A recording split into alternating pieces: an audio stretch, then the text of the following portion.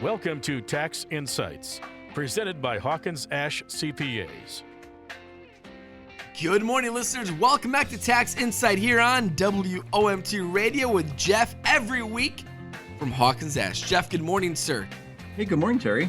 Last week we talked about electric vehicles, and today we're going to be talking about similar but used electric vehicles.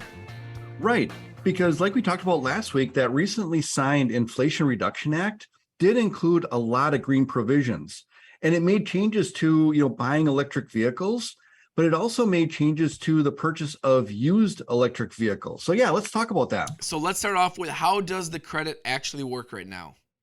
This all begins in 2023. So beginning in 2023, the credit for previously owned electric vehicles ends up being the lesser of $4,000 or 30% of the vehicle's purchase price. Now, there's never been a credit for buying a used electric vehicle before, but that changes starting here in 2023. All right, so can anyone take this credit? Most people can, but there is an income phase out in order to take the credit. The credit is allowed for those with adjusted gross incomes under $150,000 if you're married and $75,000 if you're single.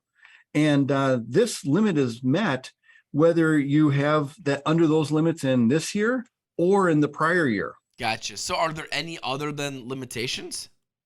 There are. So the credit is limited to used electric vehicles that have a sales price of $25,000 or less with a model year that's at least 2 years old. So since this takes effect in 2023, the vehicle has to be a 2021 or earlier in order to qualify for the credit. The vehicle also can't be purchased from your friend or anybody else. It has to be purchased from a dealer. So, no private party sales. And lastly, once you take this credit, you can't take it again for 3 years. So you can only take it once every 3 years. So does a person then need to file a tax return to get this credit? Right now they do, but it's not necessarily going to be the case in the future. So right now the credit can only be taken on the tax return, but there may also be an option to have the credit transferred to the dealer beginning in 2024 as a reduction in the sales price. Interesting. A lot of great changes are coming. And you know what? If listeners need to get a hold of your team over at Hawkins Ash, what is the best way of doing that? I think the best way is just to go right to our website, which is hawkinsash.cpa, and go to that CPA HQ section.